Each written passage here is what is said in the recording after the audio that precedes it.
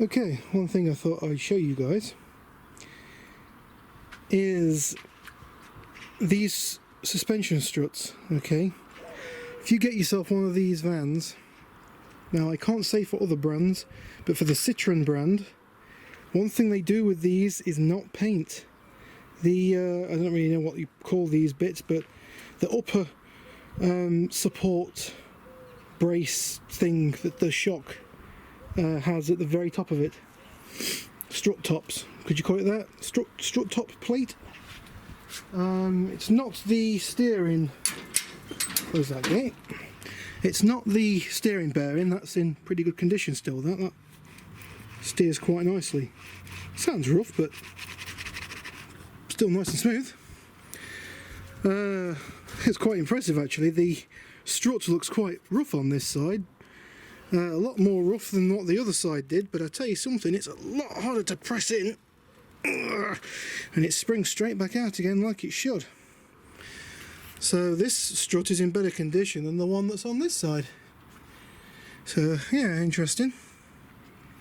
But yeah, we'll check this out in here. Look, this is how the top of it was as well. So on this I've wire wheeled, you can see it's pitted now, look. But it's still thick. But one thing that I thought to myself was, well, if I'm going to paint one side, I've got to paint the other as well. So I've got my trusty spring compressors out, nice and scary things to use. If you've never used them before, they are pretty scary. A lot of tension in that thing. I wouldn't want it to bang off on me. But hopefully, if one goes, the other one will hold. But I've had them go on me before, not pleasant. But yeah, so what I'm doing in here is all this lovely flaky rust I am chipping off with a hammer, a little hammer, wherever that's disappeared to somewhere. Yeah, it'll turn up eventually. So I'll just show you with this chisel that I've got. You just give it one good knock and you knock a great lump of it off, look. So I'm going around the whole thing just doing that, chiseling off all the bad bits. Or if I had it on a better surface it would work a lot better. Like maybe here for instance, on this one bit here. And just like that off. You see, look at it all chipped off, look. Oh, whacking all me paint, me fresh paint as well. Yeah, look at that, look. Now you think that you've lost quite a bit of metal with that flaking off, but bear in mind rust does expand, which is why if you've got two pieces of metal that's been pressed all welded together with spot welds or whatever, and rust got in between, you'll see that what happens is that it expands out and creates like a wavy pattern. You know, it does that like that as it's going down. And the bits where it joins together are where the spot welds are, but the way it expands is where the spots aren't. So one of the things I do with that is I will jam a screwdriver in there, wiggle it around, try and expand it open a bit more, knock all the rust out, and then while it's all still open I will then inject cavity wax inside the actual thing, trying to get it all inside the two lips that's open. And then with a pair of pliers I will then squeeze all the lips together again so they're nice and flat, and then what I'll do then is paint over the top of it all, you know, paint over everything after wire brushing everything down, of course. So no rust inside anymore. Well, there is probably still surface in there, but you can't get into it. So you do what the best thing you can do, and that is to remove any chance of air getting into it, and especially moisture.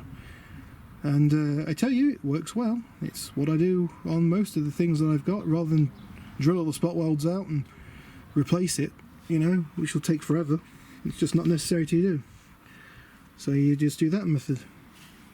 Yeah, so like I say, for this, time to get the hammer out, give it a good couple of whacks and try and get all this stuff off. And then get the wire wheel on it, the angle grinder with a cone style wire wheel. I can sit in there and just do that, hopefully getting all this gap. Alright, let me go and find the bloody hammer. I don't know where it's gone. I've got the big hammer there, but I've got a nice little handheld hammer. Ah, here it is. There we go. This guy here, look. Please, a little stubby hammer. Fantastic toy, you won't believe how handy they are for getting in places. Not very heavy, but they'll do the job. Right, let's get to it. Alright. Oh, hay fever again. It's raining. Why?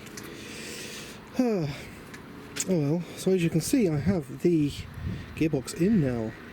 Surprisingly went together more easily than I thought. One thing I will say, I was told to be cautious with the clutch on this thing, because this is very difficult to get back in, because it works on a system where it pulls the clutch away rather than pushes it in. You do get the issue of trying to get the clutch release bearing to clip into the spring plate. So one of the things that I did, and I'd also like to say that I never used a clutch alignment tool to actually align the clutch up. I just winged it, basically. I've done enough of these things, and yeah, I winged it, and I didn't have a problem at all getting it lined up. It went in perfectly. And again, this is me doing it on my own, no assistance. There's a bit of play in that. That's just play. Normally it sits like this, so the play is taken out of it, because the piston thing does sit on that and hold it in place. Ugh. Right, so the way how I did this was, when you get this to this level and the gearbox is sort of on, you know, mine's bolted up, but say you've only got a couple of bolts in, and you want to get this thing to hit the, you know, and clip into the spring plate. What I did was I used an Allen key to pull this as far forwards as I could, and then I managed to jam quite a hefty bar. Actually, I used this thing, of all things, just jammed it in that there, and pressed it as hard as I could, you know, until I heard it click, and it clicked into place. And it saves messing around then, you see. I just thought, you know, easier to do that than mess around after when it's all built up. So now it's actually in place, and if you had enough pressure to press on that, it would actually release the clutch from the spring plate, which, yeah, I don't have enough pressure to press on that. It's amazing how good the hydraulics work. So that's about it for the update. I have got to rebuild this happy little fellow here, because I think I told you in the other videos that I snapped all of these off, so I've got to make a plate or something and make it so these reattach somehow, some way. I will find a way. Make it out of steel instead. I mean, I could just replace the whole thing, but it's finding one that's in good condition with minimal wear on the actual things. You can see that there, look, that's a pretty hefty flat spot on that. I'm actually going to try and weld onto that and then grind it back to try and get the ball to be a ball again, rather than just you know, a flat. And obviously pack it with loads of grease, because it's just going to happen again in the future. I've lost the two bits that go onto here. I will find them eventually, but they're going to be in this pile somewhere. I'm slowly building that up. You'll notice there's not as many bits there. One drive shaft left. I've got that one to put in next. But for the moment, I am quite literally just building up everything in here. At the moment, I've put the reverse thing back in again that presses on the which selects the reverse gear, stops the selector from sliding into where it's supposed to slide if you don't pull the collar up. Yeah. Excuse me a second. Oh, hay fever. Oh dear. Yeah, I am taking everything you can think of to try and cure this, and nothing's stopping it. Got the nasal sprays and everything. Eye drops, nasal sprays, everything got some stuff that goes in your ear of all things. Nothing fixes it. I think I'm just allergic to work, that's all. I think my boss will agree with that. Oh dear. Well, wouldn't any boss? I don't know. So yeah, the only thing I've got now to do, you'll see that the anti-roll bar bushes, which finally came through the post, along with the crank position sensor that came today, is get the anti-roll bar caps on and fit those. The only problem is I need to compress this upwards a little bit, but if you remember, I don't know if I told you, but the bolt that holds the ball joint in place, I actually sheared it off, so I've got to try and find a replacement one of those, which shouldn't be too difficult. Oh dear.